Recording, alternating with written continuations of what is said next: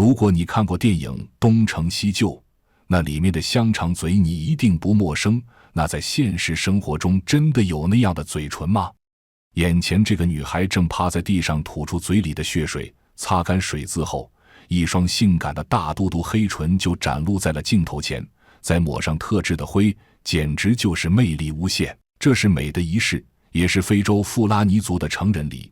在这个族群的审美观中，黑而厚的嘴唇象征着成熟、性感与荣耀。女孩若想被称为美丽，就必须经历这一场血与痛的洗礼。封唇之后，她才有资格被称为女人，有资格参加节日的舞会，也有资格被男人选中。这样的仪式已延续了数百年，没有医生，没有麻药，全凭老一辈的双手和经验。他们是非洲西部最广泛的游牧民族之一，分布在尼日利亚、塞内加尔、马里、喀麦隆、尼日尔等10多个国家。他们追随水草而居，年复一年迁徙上千公里。他们用牛群丈量生活，用迁徙延续血脉。有人说，富拉尼族是非洲最浪漫的民族，他们的诗歌、服饰、舞蹈充满美感。也有人说，他们是最残酷的民族，因为他们让痛成为传统，让血成为美的代价。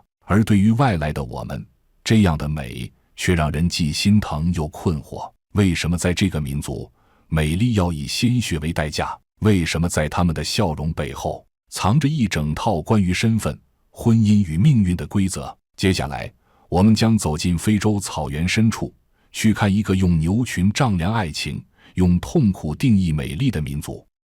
非洲西部，干旱的风带着尘土吹过草原，这片土地在地图上像一条狭长的金带，从塞内加尔延伸到尼日利亚，再到喀麦隆北部和尼日尔南方。这里就是富拉尼人世世代代的家园，他们不属于某一个国家，对他们而言，他们的牛群在哪里就是家。白天赶牛，夜里扎营，一年四季在荒野间迁徙上千公里。富拉尼人被称为非洲最纯粹的游牧民。白天，男人们出门放牧，女人们在家建造或者维修房屋，坐在一起唠嗑，商量着怎么变美。他们的房屋是几乎只有一个屋顶的，也就是用树枝编制好屋顶的造型后，在上面固定好动物的皮毛的，能够防风防雨。而屋顶是能随时移动的，因为他们不会建造别的东西。每到一个地方，就拿出编织好的屋顶，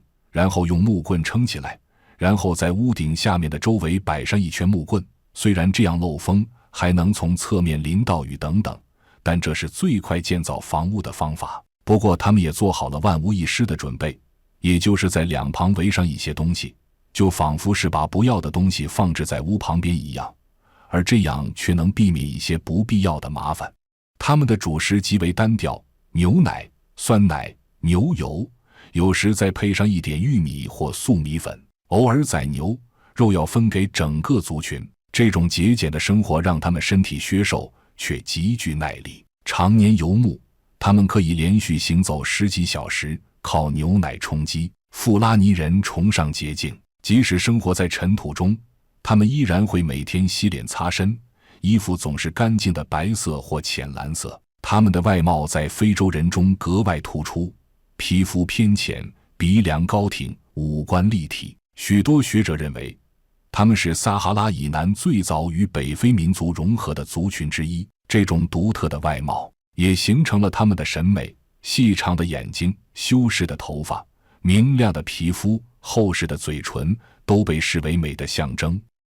女人是这个家庭的支柱，当男人们负责放牧、谈生意、主持仪式时，日常生活的全部重量就都落在女人的肩上。她们要挤牛奶、搅酥油、晒干牛皮，还要照顾孩子、搭建帐篷、烹煮食物。当男人们远行放牧时，营地里只剩下女人与牛，他们的手掌也因常年劳作而粗糙，手指被烟火熏黑。女人们还承担着经济角色，每当部落临近集市，女人会背上装满乳酪、牛油和皮带的货物，步行数小时赶往交易地。拉尼就是其中之一。为了能让女儿们去镇上纹上正宗的黑唇，拉尼不惜顶着牛奶穿越撒哈拉沙漠，到市集上出售来筹集资金，但在卖牛奶的时候，总归会碰到一些无理取闹的顾客，非得让拉尼多倒几瓢才行。虽然不想受委屈，但作为游牧民族的他们也只有卖牛奶才能换些费用，以此来购买生活用品。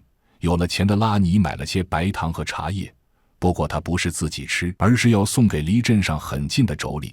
在市集上，他们能说多种语言，与不同部落交换盐、布料和茶，那是他们少有的自由时刻。市集上，他们可以开怀地笑，互相打趣，评判彼此的穿戴，也能听到外面世界的消息。尽管富拉尼族信奉伊斯兰教，要求女性端庄顺从，但他们在部落生活中拥有独特的权威。营地由女人搭建，家庭由女人管理，孩子的早期教育也由母亲完成。一座帐篷的布局、牛奶的储存、食物的分配，全由女人决定。男人或许主导婚姻与继承，但没有女人，整个部落无法运转。在富拉尼人的村落里，女孩从小就知道自己迟早要面对一件事，纯的考验，那是她从童年迈向成年最重要的一事。整个过程没有医药，也没有麻醉，材料简单的几乎残酷，钢针、灰烬、植物炭和牛油，这就是女孩要面对的全部。要知道，不是谁生下来嘴巴就是漆黑的，即使是黑人，嘴巴也是有一点点红色的。但这个部落就是以黑唇为美，没有那样的嘴巴怎么办呢？部落中经常给女性封唇的人特别有经验。当14岁的阿美被视为成年人后，她便踏上了变美的旅程。按照部落的传统，她渴望成为最美丽的女人，而拥有黑而厚的嘴唇正是通往这一目标的必经之路。于是，在母亲的陪伴下，她来到了美容师的家中。面对美容师手中那沾满血迹的针和布，阿美的内心充满了矛盾。她既期待着能拥有那梦寐以求的嘟嘟唇，又对即将到来的疼痛感到恐惧。然而，在母亲的鼓励和美容师的安慰下，她还是鼓起了勇气，躺在了冰冷的手术台上。随着美容师的开始动手，阿美的心跳加速，但同时也夹杂着一丝期待。在唇边涂上黑色的锅底灰后，美容师便开始了他的工作。虽然疼痛难忍，但阿美知道这是她通往美丽的必经之路。在美容师的鼓励下，阿美的紧张情绪稍有缓解。然而，当10几根钢针同时刺入她的唇间时，她还是疼得浑身冒出了冷汗。美容师手中的针毫不停歇，像雨点般密集地扎向阿美的嘴唇，每一针都带来火辣辣的刺痛。值得注意的是，整个过程中没有任何消毒与麻醉措施，阿美只能忍受针尖刺入肉体的疼痛。随着一圈针扎完毕，疼痛逐渐转为麻木，阿美已泪流满面。母亲担心她反抗，甚至按住她的胳膊。整个房间只回荡着阿美的低气和针扎肉体的声音。此时，阿美的嘴唇已经肿胀如香肠，鲜血淋漓。美容师终于停止了扎针，但上色过程并未结束。他将阿美的唇部浸入黑色颜料中，随后再次进行扎针，如此反复2、3次。阿美在疼痛中苦苦挣扎，冷汗湿透了全身。在第3次停止扎针时，母亲为了避免阿美晕倒，朝她的颈部浇上凉水以保持清醒。此时，阿美的脸庞已经变得面目全非，尤其是嘴唇又肿又黑，完全失去了往日的样子。这还远远不够，如果体力允许，有些女孩甚至会经历更多次的扎针。美容师自豪地告诉阿美，她一次性扎了10多次，次数越多，未来嘴唇越迷人。经过数次扎针后，阿美的嘴唇会被厚厚地涂抹上颜料，但这并不意味着整个过程就结束了。她还需要等待嘴唇消肿，才能看到最终的效果。这个过程可能需要长达1个月的时间。在回家的路上，阿美用布遮住唇部，村头已经聚集了许多小伙伴，他们用敬佩和羡慕的眼神望着阿美。等过段时间后，阿美就能摘下纱巾，露出性感、丰厚、漆黑的大嘴唇了。这在其他没有这样嘴唇的女孩眼里是羡慕的，这就是她们爱美的方式。虽然追求美丽是人之常情，但富尼拉族人的这种独特审美方式却超出了普通人的想象和理解。与其将这种行为称为爱美的方式，它更像是一种被扭曲的陋习。那么，这样的香肠唇真的美吗？在富拉尼人的世界里，婚姻是一场大型的交易，是从娘胎里就定好的娃娃亲。婚事通常由家族长辈安排，年轻男女在婚前几乎没有机会接触，父母会根据家族地位、牛群数量、亲缘关系来决定结合。他们鼓励近亲通婚，认为同血脉的结合可以维持家族的纯净与财富不外流。堂兄妹成婚是常见的选择。这种制度下，婚姻成了一种维系家族与财产的工具。而婚俗也是带有游牧民族特有的血性，这种鞭打制度几乎伴随了富拉尼男性的一生。不管是成人礼还是求婚，富拉尼族婚礼习俗特别情趣，从相亲订婚到结婚，小伙子每过一关都要挨打，一阵棒打甚至被打得鼻青脸肿，表示他为了找到称心如意的伴侣而不怕皮肉之苦。而棒打节是他们最喜欢过的一天。棒打节就是用棒子打人的节日，每年4月中下旬，富拉尼族青年男女纷纷来到尼日利亚北部的尼日尔南部两国交界的地区。小伙子们穿着艳丽的民族服饰，戴着耳环，手镯握着一根当地红木树枝制成的细长棒子，这是男孩成人后从父亲那里得到的。参加棒打的小伙子每30个人围成一个圆圈，酋长下令开始后，就会有一个人把自己的棒子交给身旁的一个人，主动走到圆圈中央接受棒打。这时就会有一个人走到他对面，用棒子抽打他，直到打完几十下后，那个人才会回到人群中，然后由另一个人继续抽打。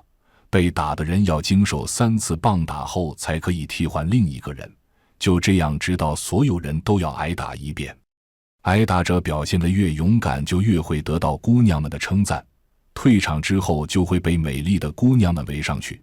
小伙子要是相中了其中一位姑娘，就会接过她手中的饮料，并用她送来的手帕擦汗。其他的姑娘们则围着他们翩翩起舞，为他们喝彩。之后小伙子会及时向父母禀告，父母要是对姑娘满意，就会给儿子8只公鸡和7只母鸡，让一个亲友陪着去拜访女方父母。姑娘的父母还会请亲朋棒打小伙子几下，亲眼看看他的表现，认可小伙子之后，他们就会收下聘礼，婚事就基本定下来。在进入洞房之前，新郎还要接受一次棍棒教育。女方证婚人接过新郎女友从树林里带了回来的棒子，边敲新郎的后背边说一些警告的话，提醒新郎和妻子忠贞相爱，白头偕老。新郎必须经过这些严格的考验，证明是勇敢的，才能与富拉尼新娘真正结为夫妻。这一过程是为了证明新郎在力量、忍耐力和韧性方面的优秀。因为游牧民族富拉尼人是一个以勤奋、果敢和自律著称的群体。任何一个新郎如果不能忍受规定的击打次数，婚礼就会取消，婚姻也会宣告失败。而有些富拉尼人更神奇，在结婚的时候双方都不出席，而是用牛代替结婚。而富拉尼人对于新娘的要求也很神奇，富拉尼人不喜欢处女，反而更喜欢有经验的女人，因为富拉尼人不会实施生育控制，他们完美的或理想的富拉尼婚姻中会生很多小孩。为了达到这样的目标，富拉尼人很年轻就结婚。社会中没有特别的价值观崇尚处女，女人们也会毫不吝啬于吹嘘她们的性经验。事实上，富拉尼社会期望女人在结婚前先有过性经验。而对于孩子，富拉尼人有着与中国相似的观念，那就是重男轻女。在富拉尼社会中，男人可以娶4个妻子，这是宗教所允许的。每个妻子都有自己的居所和孩子，地位则取决于他所生儿子的数量。生下男孩的女人会受到尊敬，生女孩的则容易被忽视。在多妻家庭中，女人之间的关系复杂微妙。在富拉尼人的草原上，美从不是女人的专属。在他们的世界里，男人同样为美而活，甚至比女人更在意自己的外表。每年旱季过后，当牛群被赶回营地，草原最盛大的节日就要开始——格雷沃节。这是富拉尼男人展示自己的时刻。他们擦亮皮肤，用红色粘土混合牛油涂满全身，在眼角涂上黑线，让眼睛显得更长更亮。头发抹油，嘴唇染黑，牙齿被打磨得闪亮。他们站在阳光下，挺胸抬头，摆出最优美的姿势。节日的高潮是选美。是的，在这个族群里，参加选美的是男人，评判他们的是女人。年轻的女子坐成一排，目光欣喜地打量每一个男人。富拉尼男人把这场比试看得极重，他们相信美丽的外表意味着健康、智慧与血统的纯净。对他们来说，这不只是为了吸引女人，更是为了证明自己属于强壮的族群。节日的舞台上，男人跳着舞，脚步轻快有力，他们的眼神里充满自信，甚至带着一丝骄傲。而舞台外的女人坐在尘土上，怀里抱着孩子，微笑观看，那笑容平静，却藏着复杂的意味。她们赞美男人的英俊，也清楚自己永远无法那样自由地展示自己。这种反差在日常生活中更加明显。男人在外放牧，风吹日晒，却总能保持干净利落。他们身上总带着香料味，用木梳打理头发，甚至随身携带小镜子。女人却常年劳作，双手粗糙，皮肤干裂，却仍要保持体面，哪怕只是擦一点牛油在脸上，也算是对生活的尊重。男人追求美是为了被赞颂，女人保持美是为了被接受。这句话或许正揭示了他们社会中最深的性别分裂。随着时代变化，这种文化的界限开始模糊。在城市边缘的年轻富拉尼人中，女孩开始化妆、拍照、留短发，男人也开始佩戴西式耳环、穿牛仔衣。传统的界限在慢慢崩塌，但在草原深处，那些旧的仪式与审美依然延续。对富拉尼人来说，生存和信仰是一件事。他们在非洲西部的旱原上迁徙，靠天吃饭，也靠天祈祷。富拉尼人信奉伊斯兰教，每天5次祈祷是他们生活的节奏。无论走到哪，太阳升起或落下时，他们都会放下手里的活，面向麦加的方向叩拜。男人脱下帽子，女人用长布遮面，沙地为殿，双手为心。在信仰里，他们找到秩序。富拉尼人不相信偶然，他们相信一切都是命定。孩子的出生，牛的死亡，干旱的来临，都是真主的安排。这种信仰也延续到他们的社会结构中。男人是家庭的领袖，女人是顺从的信徒。在婚姻、教育、生活的每一环，他们都以宗教为标准。节日期间，他们会聚集在村头的空地，宰牛献祭，祈求部落平安。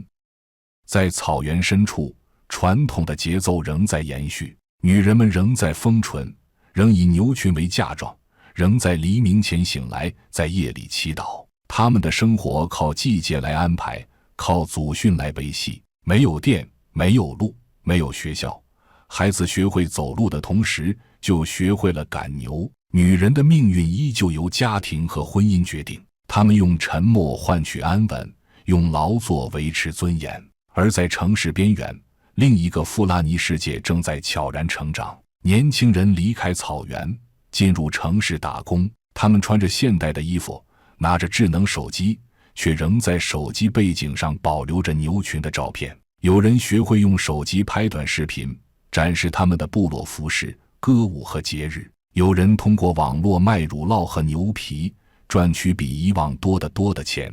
现代化带来了自由，也带来了撕裂。有的年轻人不再回家，有的女孩拒绝嫁给父母指定的人。有人说他们变坏了，可他们只是看见了另一种生活。长视频制作不易，欢迎点赞、收藏、转发，我们下个视频更精彩。